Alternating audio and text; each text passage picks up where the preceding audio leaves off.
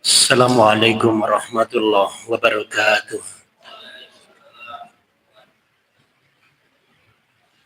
Alhamdulillahirabbil alamin.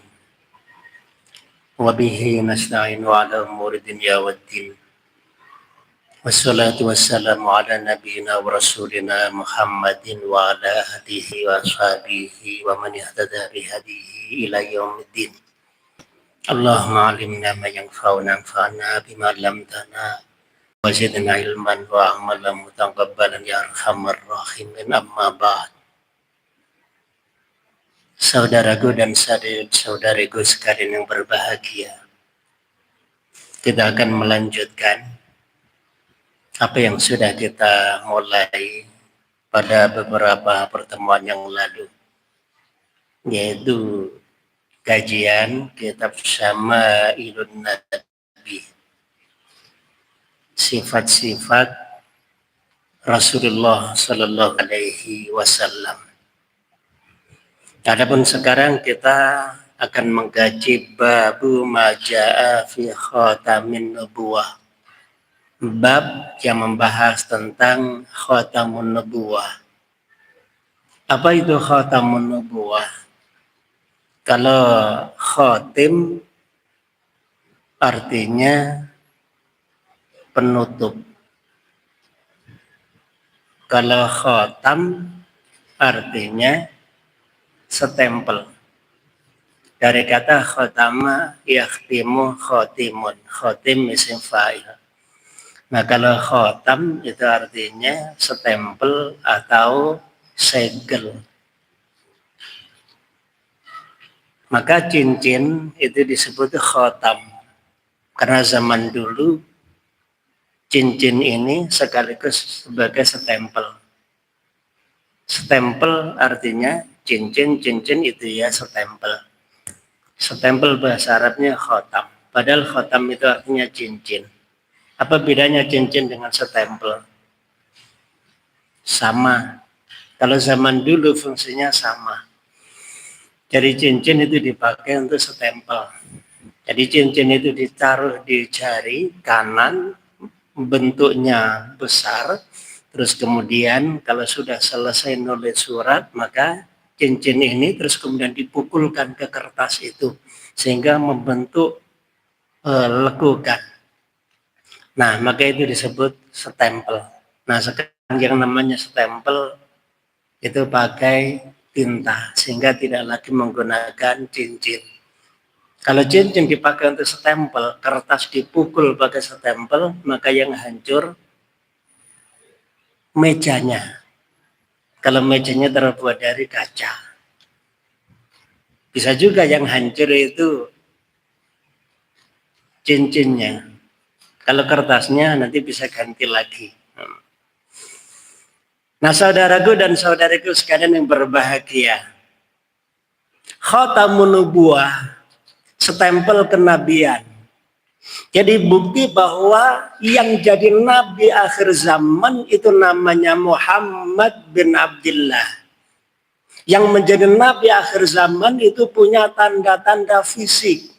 Dan itu kehendak Allah, Allah yang memilih siapa yang jadi nabi akhir zaman. Dan siapapun tidak bisa mengaku menjadi nabi akhir zaman. Kenapa? Karena semua yang mengaku menjadi nabi akhir zaman itu mereka tidak punya setempel, tidak punya bukti. Maka setempel atau bukti kenabian ini penting. Sebab apa? Yang punya berita, punya cerita tentang nabi akhir zaman itu adalah orang Yahudi dan orang Nasrani. Dan orang Yahudi, orang Nasrani ini punya persaksian tentang ciri-ciri fisik nabi akhir zaman itu seperti apa. Salah satunya adalah adanya setempel di badannya nabi akhir zaman itu.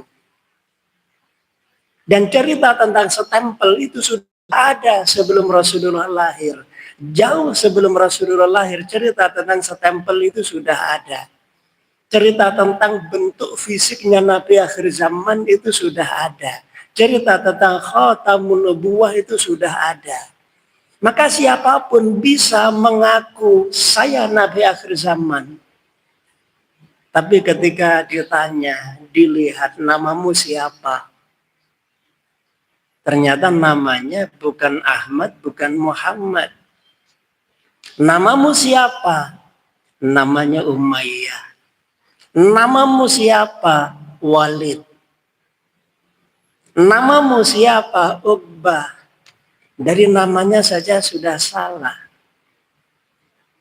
Dilihat ciri-ciri fisiknya ternyata juga tidak sesuai dengan apa yang ada pada cerita orang-orang Yahudi itu.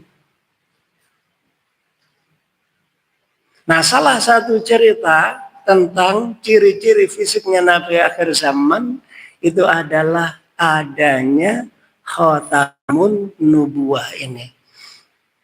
Apa itu khatamun nubuwah? Khatamun nubuwah itu saya cerita lebih awal supaya kita sama persepsinya. Jadi khatamun nubuwah itu daging yang tumbuh. Warnanya agak kemerah-merahan.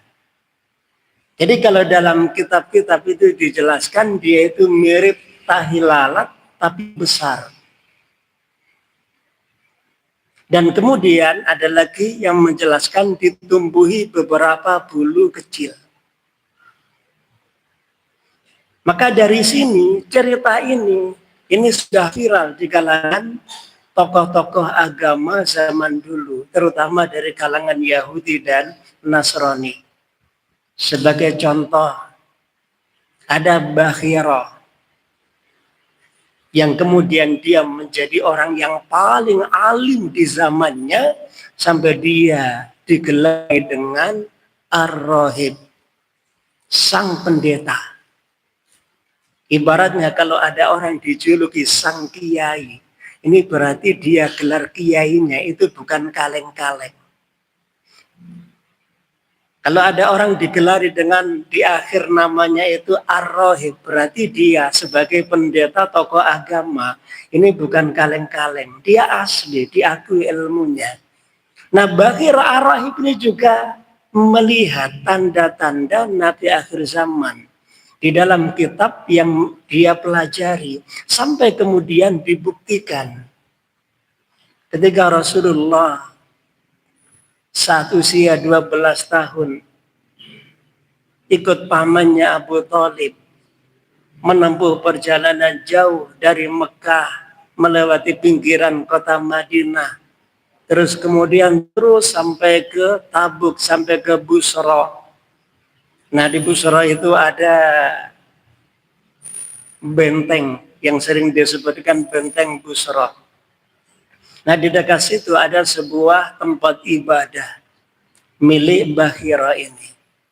Dan Bakhira ini paham betul bahwa saat itu Nabi akhir zaman mestinya sudah muncul. Sekitar tahun 600 Hijriah. Karena Rasulullah lahir 570 Masehi. Ya maaf, 571 atau 570 Masehi. 610 Rasulullah jadi Nabi. Berarti sekitar tahun menjelang tahun 600 Hijri Masehi, itu cerita tentang Nabi akhir zaman itu semakin ramai. Maka Bakhira Ar-Rahib ini hari-hari dia sering melihat ke langit. Bahwa tatkala ada awan, dia tidak berjalan sebagaimana mestinya, berarti di bawahnya ada manusia luar biasa. Ketika awan semuanya bergerak ke arah utara, ada satu awan yang dia bergerak ke arah yang berbeda. Awan semuanya bergerak ke arah utara, terus kemudian ada satu awan justru malah bergerak ke arah selatan. Berarti di bawah awan ini ada sesuatu. Ketika ada awan semuanya bergerak ke arah timur, ternyata ada awan yang malah bergerak ke arah utara dan mendekati tempat ibadahnya Bakhira Ar-Rahib. Maka Bakhir Ar-Rahib ini paham, pasti di balik atau di bawah awan itu ada sesuatu. Maka Bakhira kemudian terus menunggu sampai kemudian rombongan kafilah dagang itu semakin dekat. Tapi Bakhira yang tidak pernah menerima tamu, dia bingung bagaimana cara mengundang rombongan itu. Maka Bakhira yang punya semangat untuk mencari Nabi akhir zaman, dia punya cara. Meskipun cara itu aneh baginya. Sebab apa? Dia kemudian secepatnya menyiapkan masakan dan kemudian mengundang kafilah dagang itu. Dan itu belum pernah dilakukan oleh Bakhira. Dia tidak mau menemui siapapun dan tidak mau bertamu kepada siapapun. Dia hanya ibadah di tempat ibadahnya itu sambil menunggu Nabi akhir zaman datang. Untuk kemudian ia akan mengikuti Nabi akhir zaman itu. Hanya saja ketika ada pemandangan yang aneh, maka Bakhir Ar-Rahib ini pun muncul akalnya, idenya. Harus ketemu dengan kafilah dagang itu. Maka setelah masakan selesai, terus tamu-tamu kafilah dagang ini diundang. Nah ternyata ketua rombongan itu adalah Abu Thalib. Dan ternyata pula awan itu tidak bergerak, justru tertinggal di jalan. Maka Bakhir Ar-Rahib penasaran kenapa awan itu tidak bergerak, padahal rombongan itu sedang bergerak menuju dirinya. Maka ketika rombongan kafilah dagang itu sampai kepada Bakhir Ar-Rahib, Bakhir Ar-Rahib bertanya, apa semuanya sudah ikut? Sudah. Saya yakin ada yang tidak ikut. Yang tidak ikut hanya anak kecil. Dia kami tugasi untuk menunggu barang-barang dagangan itu bersama beberapa orang pengawal. Maka Bakhira tetap memaksa. Anak kecil itu harus ikut. Siapapun dari kalian harus ikut. Kalau tidak semuanya, tidak apa-apa, tapi harus semuanya. Kalau tidak bisa semuanya, berarti bergantian. Tapi harus semuanya ikut. Sampai kemudian ketika Rasulullah SAW yang baru usia 12 tahun ini berjalan menuju Bakhira, Bakhira bukan melihat orang jalan, Rasulullah jalan, tapi Bakhira melihat ke arah awan. Ternyata awan bergerak. Berarti benar ini. Maka Bakhira terus kemudian bertanya, ini siapa? Abu Thalib menjawab, ini anakku. Bakhira bertanya lagi, apa benar ini anakmu? Saya tidak yakin kalau anak ini punya ayah. Maka Abu Thalib menjawab, iya, ayahnya sudah meninggal. Kapan? Ketika anak ini masih dalam kandungan. Kamu pasti benar ini. Ternyata apa? Semua penjelasan dari Abu Thalib itu dibenarkan oleh Bakhira. Sampai kemudian Abu Thalib merasa heran. Dari mana kamu tahu tentang anak ini? Maka Bakhira menjawab, saya tahu. Dan saya yakin anak ini adalah calon Nabi akhir zaman. Dan kemudian saat itu Bakhira juga melihat khatamun nubuwah. Saya yakin anak ini calon Nabi akhir zaman. Tapi ya tentu usia 12 tahun itu belum jadi Nabi, baru calon Nabi. Maka Bakhira ini berpesan anak ini jangan sampai diajak melanjutkan perjalanan ke Syam. Kenapa? Karena di sana banyak orang Yahudi. Seandainya orang Yahudi melihat tanda ini, tanda khatamun nubuwah pada anak ini, pasti orang Yahudi akan yakin bahwa anak ini adalah calon Nabi akhir zaman. Kalau ternyata dia bukan keturunan Bani Ismail, kalau dia bukan keturunan dari Bani Israel, pasti anak ini akan dibunuh. Karena orang Yahudi berharap Nabi akhir zaman itu adalah keturunan Bani Israel. Ternyata yang jadi Nabi akhir zaman ini adalah Bani Ismail. keturunan dari Nabi Ismail bin Ibrahim alaihi wassalam. Kalau orang Yahudi tahu pasti akan dibunuh. Maka kemudian Rasulullah yang masih usia 12 tahun ini diajak balik menuju ke Mekah bersama beberapa orang untuk mengawal Rasulullah Shallallahu Alaihi Wasallam. Nah, sementara kafilah dagang bersama Abu Talib terus melanjutkan bisnis ke wilayah Syam. Nah, khatamun nubuwah itu kayak apa toh? Khatamun nubuwah itu daging yang tumbuh. Jadi kayak seperti tahi lalat tapi besar. Itu kalau dalam kitab-kitab diceritakan seperti itu. Jadi daging tumbuh tapi besar. Terus kemudian ada beberapa bulu-bulu kecil yang mengelilingi. Jadi bukan sebuah stempel atau tulisan khatamun nubuwah, itu bukan. Tapi tadi yang punya tanda ini hanya satu orang. Dia yang nanti akan menjadi nabi akhir zaman. Kenapa? Karena sampai letak posisinya sangat jelas. Di antara dua belikat, di antara dua pundak. Jadi di bawah leher. Jadi leher bagian tengkuk, bagian belakang, itu di bawahnya.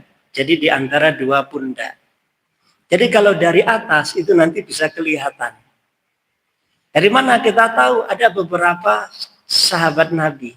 Sebelum dia masuk Islam, seperti sahabat Salman Al-Farisi, itu sempat sebelum dia masuk Islam, dia memastikan dulu. Sampai kemudian Rasulullah Shallallahu Alaihi Wasallam itu paham apa yang diinginkan oleh sahabat Salman ini. Bahwa sahabat Salman ini ingin melihat khatamun nubuwah. Maka Rasulullah kemudian membuka bajunya sedikit bagian belakang. Nah, terus sahabat Salman ini melihat. Maka sahabat Salman yakin bahwa ini adalah Nabi akhir zaman. Ada beberapa lagi sahabat Nabi yang lain. Nah, mari kita baca beberapa hadis yang menjelaskan tentang khatamun nubuwah ini. Hadis yang pertama, haddatsana Abu Raja Qutaibah bin Sa'id qala.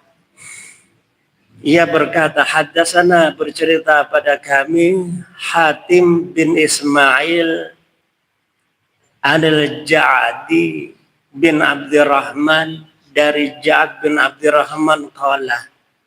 Ia berkata, sami'tu saya mendengar As-Sa'ibah bin Yazid yaqulu berkata.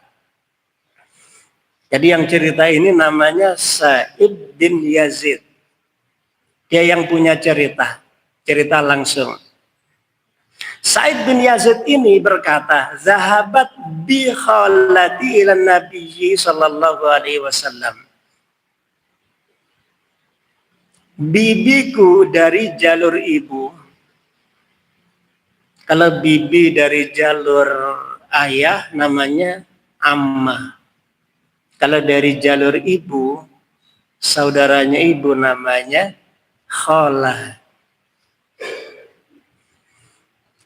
Ilan nabiyyi menemui Nabi sallallahu alaihi wasallam faqalat. Lalu bibiku berkata, ya Rasulullah, wahai Rasulullah, inna bna ukhti waji'un. Sungguh anak laki-laki saudaraku waji'un sakit. Famasaha ra'si wada'a. Lalu Nabi mengusap kepalaku, wada'a dan mendoakan.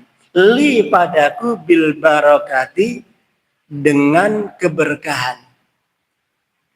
Jadi Rasulullah mengusap kepalanya As-Sa'ib ini lalu mendoakan dengan keberkahan. Wa tawaddoa, lalu Nabi berwudu. Fasaritu, lalu aku minum min wudu'ihi, dari bekas air wudunya Rasulullah. Jadi orang kalau wudu itu nanti ada air yang mengalir dari bekas wudunya. Wa kumtu, dan aku, maksudnya As-Sa'ib ini, khalfa zuhrihi, di belakang punggungnya Rasulullah. Jadi kalau digambarkan Rasulullah berwudu, terus kemudian di bawahnya itu ada wadah untuk menampung air yang mengalir dari wajah tangan Rasulullah. Lalu di mana posisinya as-saib? Apakah di depan Rasulullah? Enggak. Posisinya as-saib ini di samping dan agak di belakangnya Rasulullah. Samping agak di belakang. Jadi tidak langsung berhadapan, tapi di samping agak di belakang. Fanadhartu ilal khotami baina katifaihi. Lalu aku as-saib ini melihat khotamin nubuwah baina katifaihi, di antara dua pundaknya Rasulullah. Fa'idha huwa, ternyata khotam itu mislu zirril hajalah, seperti telur burung. Seperti telur burung. Nah, sekarang pertanyaannya, apa yang dimaksud dengan zirril hajalah ini? Jadi khatamun nubuwah itu seperti telur burung. Bapak Ibu, saudaraku dan saudariku sekalian, ada beberapa orang itu yang punya toh atau daging tumbuh. Apa ya kalau bahasa Indonesianya itu? Saya gak lupa. Tapi bahasa Jawanya itu toh. Jadi daging tumbuh. Daging tumbuh ini macam-macam. Ada yang di leher, daging tumbuh. Ada yang dia kayak seperti besar, tapi dia nempel. Itu kadang ada di pundak. Paling sering itu di sekitar kepala, di sekitar pundak, leher atau pundak, atau kadang-kadang di bawah ketiak. Itu ada daging tumbuh. Nah, bentuknya itu agak bulat lonjong, macam-macam bentuknya. Ada yang agak bulat lonjong, ada yang bulat, ada yang bentuknya itu kayak seperti kehitam-hitaman dan kemudian lebar, ada yang bentuknya itu bulat gandol. Nah, kalau berdasarkan hadis ini, mislu ziril hajalah, berarti khotamin nubuwah itu bentuknya kayak seperti telur yang nempel. Kayak seperti telur yang nempel. Terus kemudian dalam riwayat yang lain itu ditumbuhi beberapa bulu kecil. Lalu warnanya apa? Warnanya itu kemerah-merahan. Apalagi kalau ada orang itu kulitnya putih, nah terus kemudian ada daging tumbuh, maka daging tumbuh ini umumnya dia warnanya kemerah-merahan. Isinya apa tahu sebenarnya? Nah itu nanti bisa ditanyakan ke yang ahli kesehatan. Isinya apa daging tumbuh itu? Kalau mungkin kita, nah mungkin dipotong terus digoreng, apa boleh? Kalau daging kita, ya enggak boleh ya. Nanti dipotong, digoreng, terus muncul lagi. Ya, wah nanti tiap pekan muncul lagi. Nanti tiap pekan nanti bisa makan daging, daging manusia.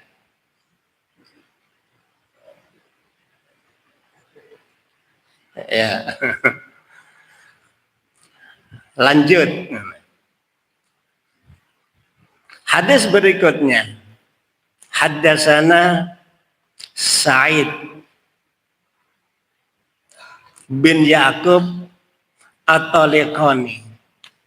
Qala ia berkata, Haddasana Ayyub bin Jabir an Simak bin Harb. Bercerita kepada kami Ayyub bin Jabir dari Simak bin Harb. An Jabir bin Samurah. Nah, Jabir bin Samurah ini sahabat Nabi. Jabir bin Samurah ini berkata, qala ia berkata, ra'aitu saya melihat al-khatama khatamun nubuwah baina katifai Rasulillah sallallahu alaihi wasallam, di antara dua belikat Rasulullah. Nah, bagaimana bentuknya? Huddatan hamro'a, seperti benjolan merah. Hamro itu merah. Huddatan hamro'a, benjolan merah. Mithlu baidatil hamama, seperti telur merpati. Baidah artinya telur, hamama merpati. Jadi seperti telur burung merpati. Tapi namanya seperti, ya seperti bentuknya. Berarti agak besar, bulat, lonjong, warnanya kemerahan, hamro kemerahan. Biasanya daging seperti ini itu agak kehitam-hitaman. Jadi warnanya merah, agak kehitam-hitaman biasanya. Seringnya itu tumbuh di kalangan orang tua yang usianya 50 tahun ke atas. Itu biasanya ada yang tumbuh. Mungkin di waktu remaja tidak ada. Tapi begitu sudah agak tua, usia 50 ke atas, itu kadang-kadang muncul. Nah, nanti silahkan kalian survei ya. Tapi ya kalau survei mungkin ya malu ya. Ketemu sama orang yang usia 50, terus ditanya, apa Bapak punya ini? Iya punya. Sejak kapan? Nanti bisa jadi. Jadi bahan penelitian sejak kapan adanya? Ya baru sekitar 5 tahun terakhir ini. Nah, nanti kalau ketemu 100 orang yang punya tadi benjolan, terus munculnya itu di usia 45 ke atas, nah itu nanti bisa jadi rumus. Berarti biasanya daging seperti ini akan muncul di usia 45 ke atas. Tapi masalahnya ada yang berani. Kenapa? Karena itu sensitif ya. Kalau ada orang ditanya seperti apa urusanmu? Tapi kalau kita punya alasan ini untuk tujuan kesehatan, itu yakin manfaatnya apa? Manfaatnya itu bisa enggak itu dikendalikan atau dihilangkan atau dikurangi. Kalau ada orang tidak mau dengan itu, nah nanti caranya makan ini, minum ini. Atau jangan makan yang ini, jangan makan yang itu. Pasti ada makanan itu yang kemudian menjadi faktor. Faktor munculnya tadi daging yang ada pada badan kita. Kita lanjutkan. Berarti sudah ketemu bagaimana bentuknya khatamun nubuwah itu. Bentuknya kira-kira daging tumbuh, bentuknya seperti burung merpati. Jadi bulat lonjong. Warnanya kemerah-merahan. Kita lanjutkan ke hadis berikutnya. Haddatsana Abu Mus'ab Al-Madani. Bercerita kepada kami Abu Mus'ab Al-Madani. Kalau ia berkata, haddatsana bercerita kepada kami Yusuf bin Majisun. An abihi dari ayahnya. An Asim bin Umar bin Qatadah an jaddatihi dari neneknya. Asim bin Qatadah bin Asim bin Umar bin Qatadah an jaddihi dari neneknya. Rumaisah, yang bernama Rumaisah. Kalau dia berkata, sami'atu, saya mendengar Rasulullah sallallahu alaihi wasallam. Aku pernah mendengar beberapa hadis dari Rasulullah sallallahu alaihi wasallam. Walau asya'u, andai aku mau. Nah, yang cerita ini Rumaisah. Andai aku mau an uqabbilal khatama, untuk mencium khatamun nubuwah alladzi baina katifaihi, yang ada di antara pundaknya, min kurbi, saking dekatnya. Karena dekatnya, la fa'altu, pasti aku bisa melakukannya. Jadi ada seorang wanita yang bernama Rumaisah ini dia sangat dekat dengan Rasulullah Shallallahu Alaihi Wasallam dan mendengarkan beberapa hadis dari Rasulullah. Dan dia sampai berkata, seandainya aku mau mencium, pasti aku bisa mencium khatamun nubuwah tadi. Yaqulu li Sa'ad. Nah, terus kemudian Rasulullah bersabda kepada sahabatnya bernama Sa'ad bin Mu'adz, yauma mata, tatkala beliau wafat, ihtazza lahu arsyur rahman, sungguh arsy Allah bergetar karena kematiannya Sa'ad bin Mu'adz. Nah, Sa'ad bin Mu'adz ini wafat dan diawali dengan sakit karena terkena lemparan batu atau tombak dari pasukan Quraisy Mekah pada saat perang Khandaq, perang Parit. Jadi perang Parit ini memang tidak ada perangnya. Kenapa? Karena Quraisy Mekah tidak bisa menyerang masuk ke Madinah sebab terhalang oleh Parit. Nah, sementara pasukan Islam di Madinah lebih memilih untuk bertahan. Kenapa? Karena jumlahnya yang tidak seimbang. Maka pasukan Islam memilih bersembunyi di balik tembok-tembok batu yang disusun itu. Dan kemudian berlindung di balik parit yang dibuat. Sehingga apa? Yang namanya perang, itu yang menang, itu adalah yang mampu bertahan. Penyerang, kalau tidak mampu melanjutkan perang, berarti dia kalah. Jadi yang datang menyerang itu harus mampu menghancurkan. Kalau tidak mampu, berarti dia kalah. Kenapa? Karena perjalanan jauh itu sudah menghabiskan dana dan tenaga. Kalau gagal, berarti gagal dia. Sementara yang bertahan itu cukup diam saja. Tidak kehilangan banyak tenaga, cukup diam saja. Ketika tidak mampu dihancurkan, berarti menang. Tapi yang datang menyerang ketika gagal menghancurkan, berarti dia kalah. Maka pasukan Quraisy Mekah di perang Khandaq itu kalah. Kenapa? Karena rencana awal adalah menghancurkan umat Islam dan Rasulullah di Madinah. Tapi meski demikian sempat ada beberapa perang-perang kecil. Hanya menggunakan batu, kerikil, panah, tombak yang dilemparkan oleh pasukan Quraisy Mekah itu. Nah, di antara lemparan-lemparan itu ada yang sampai mengenai sahabat Nabi Sa'ad bin Mu'adz ini. Dan kemudian dia sakit lalu dibawa pulang.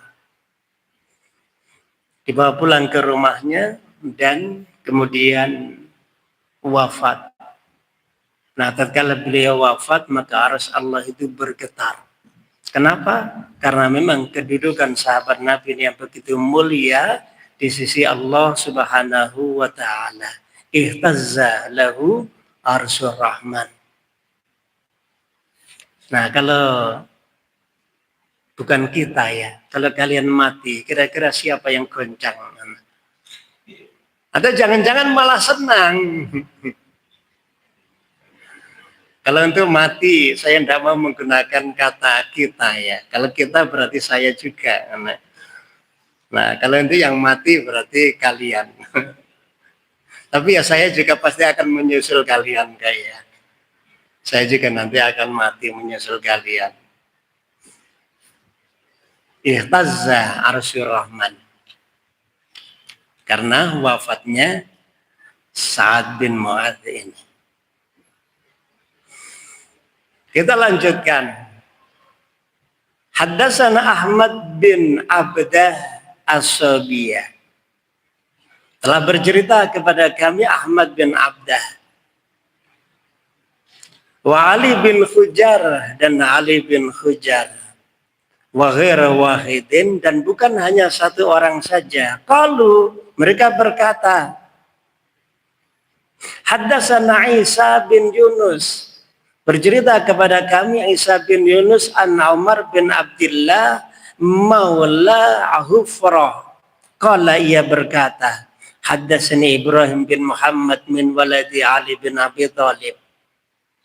Qala, ia berkata, kana Ali, sungguh Ali, idza wasafa tatkala mensifati Rasulullah sallallahu alaihi wasallam. Fadzakara al-hadits bitulihi, lalu yang menceritakan hadis itu dengan sangat panjang.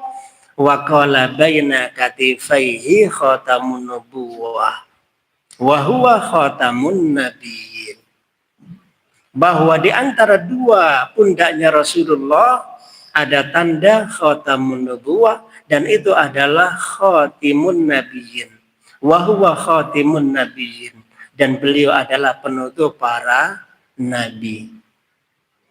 Nah, hadis ini kalau kita lihat, ini ada beberapa sanad yang lemah sehingga hadis ini dianggap isnaduhu dhaif, sanadnya lemah.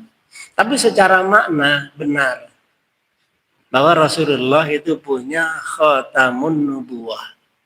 Posisinya di antara dua pundak. Maknanya benar, tapi kalau melihat sanadnya yang tadi itu sanadnya lemah.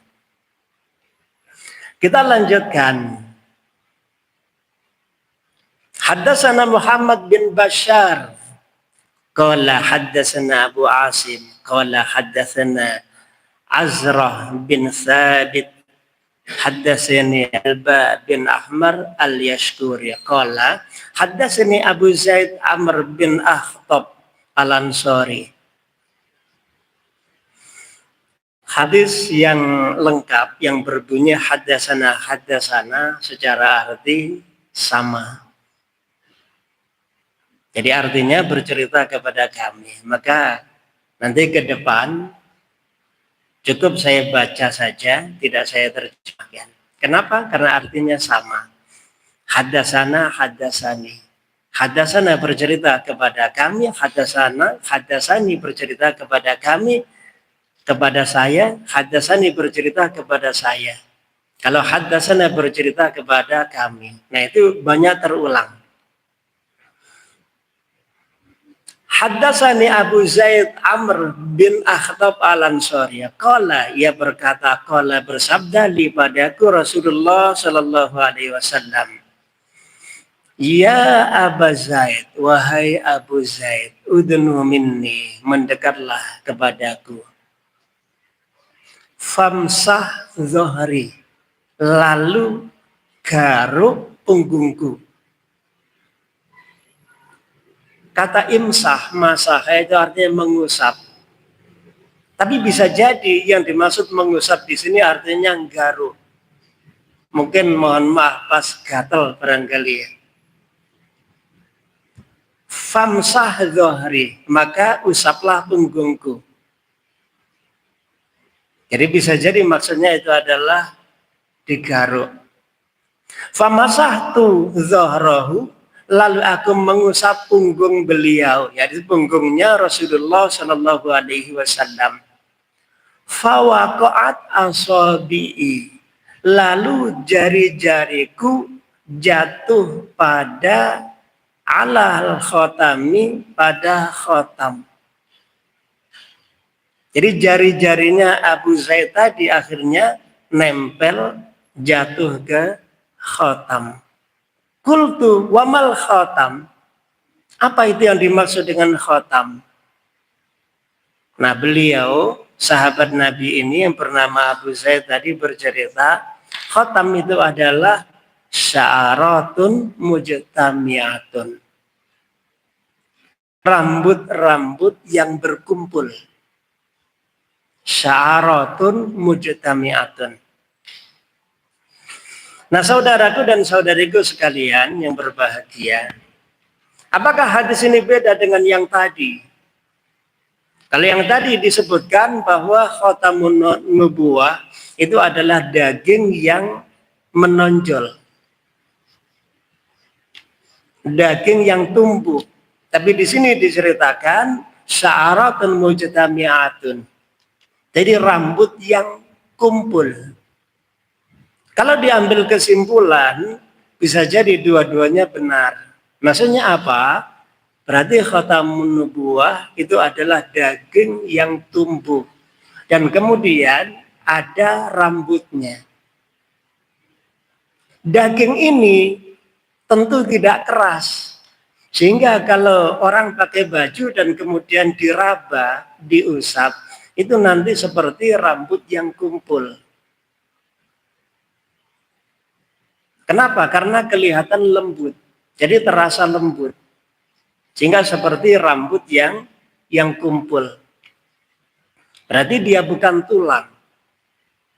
Tapi dia daging yang lembut, yang halus. Yang kemudian kalau dipegang itu nanti mirip dengan rambut yang kumpul. Apalagi kalau daging itu kemudian ditumpuhi dengan beberapa helai rambut. Maka semakin kelihatan bahwa itu adalah sangat halus, sangat lembut.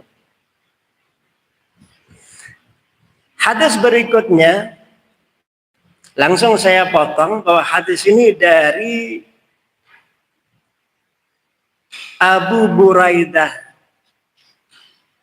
Abu Buraidah ini bercerita, Ja'a datang Salman, sahabat Nabi Salman Al-Farisi. Ila Rasulillah sallallahu alaihi wasallam fina qadimal Madinata bimaidatin 'alaiha rutabun fawada'aha. Bahwa sahabat Nabi Salman Al-Farisi ini, sahabat Salman Al-Farisi ini sudah sampai Madinah sebelum Rasulullah hijrah ke Madinah. Sahabat Salman ini anak seorang tokoh agama Majusi. Yang kemudian di masa remaja dia diberi tugas untuk menjaga Tuhan. Tuhannya orang Majusi itu adalah api. Ternyata apa? Lama-lama sahabat Salman ini berpikir, mana mungkin api yang kalau dibiarkan mati ini kemudian jadi Tuhan. Akhirnya apa? Sahabat Salman ini berkeliling. Sampai kemudian ketemu dengan tokoh Yahudi, ketemu dengan tokoh Nasrani. Dan semua tokoh-tokoh ini memberikan kabar gembira bahwa semua agama sudah rusak. Namun sebentar lagi akan muncul Nabi akhir zaman. Tempatnya di mana? Tempatnya adalah di sebuah daerah yang di situ banyak ditumbuhi pohon kurma dan kemudian banyak batu-batu cadas warna hitam. Takdirnya Salman ini kemudian ketemu rombongan dagang orang-orang Yahudi. Ketika sahabat Salman nanya, kalian mau kemana? Mau ke Madinah. Zaman dulu disebut Yathrib. Yathrib itu seperti apa toh? Yathrib itu seperti apa? Maka disampaikan Yathrib itu seperti ini. Sahabat Salman ini yakin bisa jadi itu adalah tempat yang nanti akan muncul Nabi akhir zaman. Bolehkah aku ikut bersama kalian? Kata sahabat Salman, boleh. Tapi kamu bisa membayar kami berapa? Wah, aku tidak punya duit. Kalau aku jadi pelayan kalian bagaimana? Ya silakan. Nanti tugasmu masak, nyari air. Nah, kamu nanti bisa dapat makan gratis, bisa ikut naik onta gratis. Siap. Ternyata apa? Di tengah jalan sahabat Salman ini kemudian ditangkap, lalu dijual sebagai budak. Zaman itu siapa saja bisa ditangkap dan kemudian dijual sebagai budak. Yang penting ada banyak orang yang menyaksikan dan satu orang ini tidak punya pembela. Maka sahabat Salman ini tidak bisa membela diri, semuanya bersaksi, ini budak. Maka ketika dijual, Ya mau tidak mau dia harus mau. Sampai kemudian dia dijual ke orang-orang Yahudi yang ada di Madinah itu. Tapi inilah justru sengsara membawa bahagia. Sahabat Salman kemudian sampai ke Madinah. Nah, ketika dia naik pohon kurma, majikannya itu cerita bahwa ada orang yang ngaku jadi nabi sekarang sedang perjalanan menuju ke Madinah. Hampir saja sahabat Salman itu jatuh dari atas pohon kurma. Kenapa? Saking gembiranya mendengar kabar itu. Berarti rencana hidupnya segera akan menjadi nyata. Ketemu Nabi akhir zaman. Salman langsung turun. Lalu ikut nimbrung. Nanya ke majikannya. Baru nanya satu kata langsung ditempeleng. Kamu budak ngapain ikut nimbrung? Tapi ini justru membuat sahabat Salman ini penasaran. Pasti ada sesuatu. Sampai akhirnya jatah makannya sahabat Salman ini dikumpulkan. Berupa biji kurma itu dikumpulkan. Terus kemudian ketika Rasulullah sampai di Madinah, nah biji-biji kurma ini terus dibawa ke hadapan Rasulullah. Ya Rasulullah, ini gaji saya, ini saya sedekahkan untuk Anda. Ketika Rasulullah menerima sedekah itu, diterima.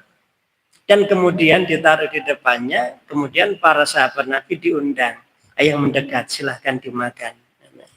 Kenapa? Karena terlebih dahulu Rasulullah nanya, wahai Salman, ini apa?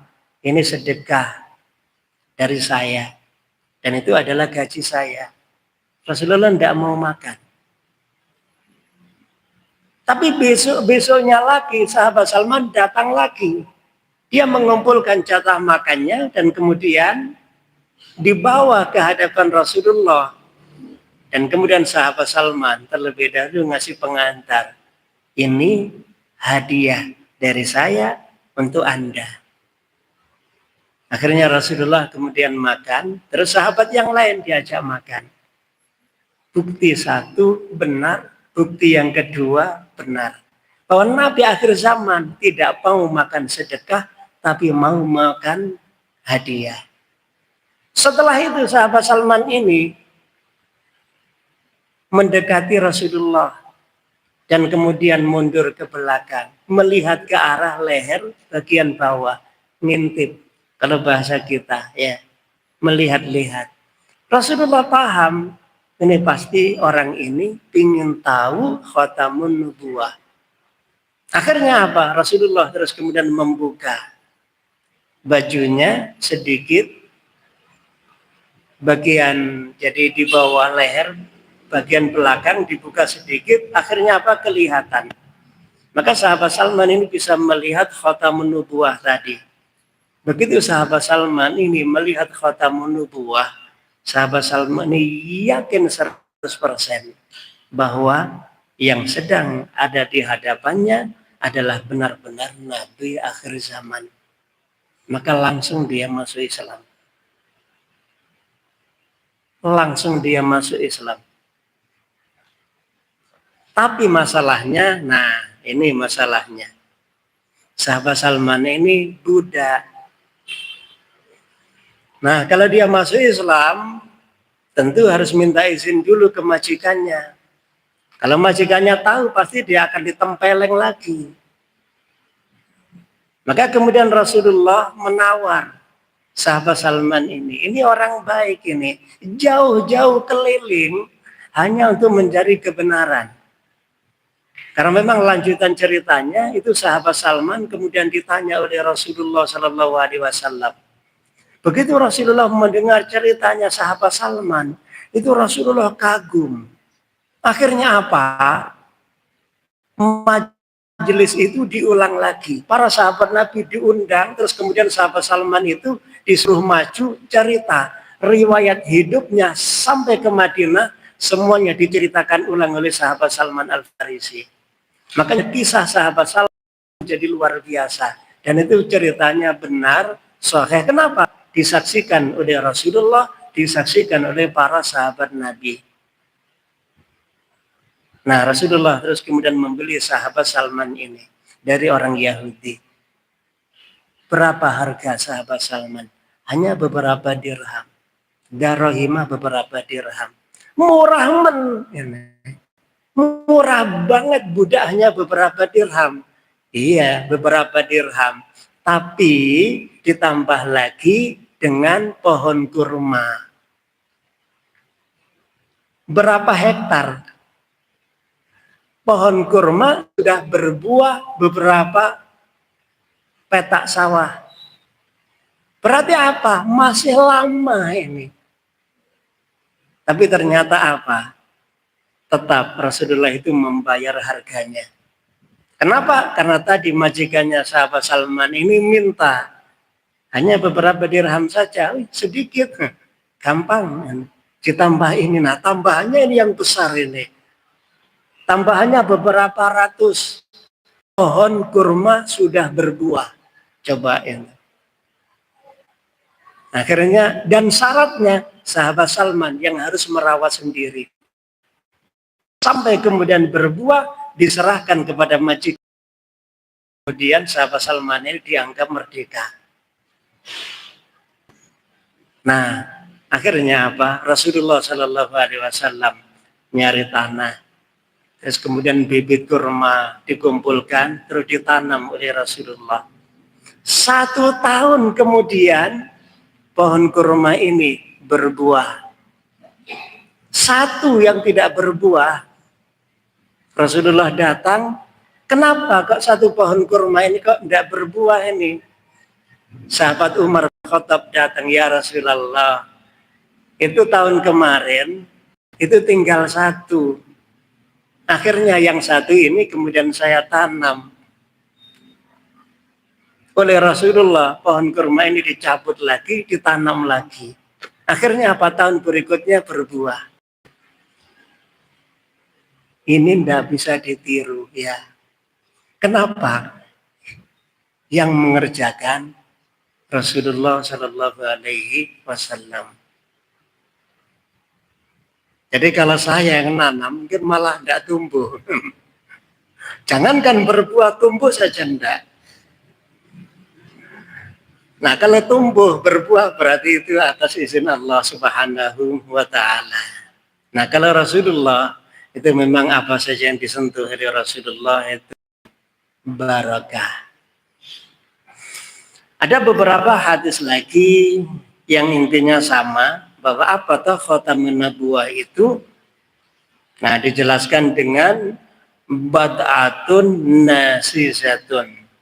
Jadi daging tumbuh. Di mana posisinya? Di punggung Rasulullah, bagian atasnya. Ada lagi beberapa hadis, ternyata intinya sama. Jadi alhamdulillah, mudah-mudahan yang sudah kita bahas ini memberi manfaat untuk kita bersama, bahwa kisah ini benar adanya, diriwayatkan oleh para sahabat Nabi dengan sanad-sanad yang sahih. Ada beberapa sanad yang hasan, ada 1 yang sanad yang dhaif. Nah, tentu kita tidak mengikuti sanad yang dhaif tadi, tapi sanad yang sahih sendiri itu sudah mewakili bahwa Muhammad bin Abdullah adalah benar-benar Nabi akhir zaman. Siapa yang menjadi saksi? Fisiknya Rasulullah menjadi saksi bahwa beliau Nabi. Orang-orang Yahudi menjadi saksi. Orang-orang Nasrani menjadi saksi. Kitab Taurat, kitab Injil ikut menjadi saksi. Dan para sahabat Nabi semuanya menjadi saksi bahwa Nabi Muhammad adalah Nabi akhir zaman. Khatamun nubuwah ada pada jasad Rasulullah, dan Rasulullah adalah khatamun nabiyyin, penutup para nabi. Mudah-mudahan bermanfaat. Mohon maaf bila ada khilaf. Assalamualaikum warahmatullahi wabarakatuh.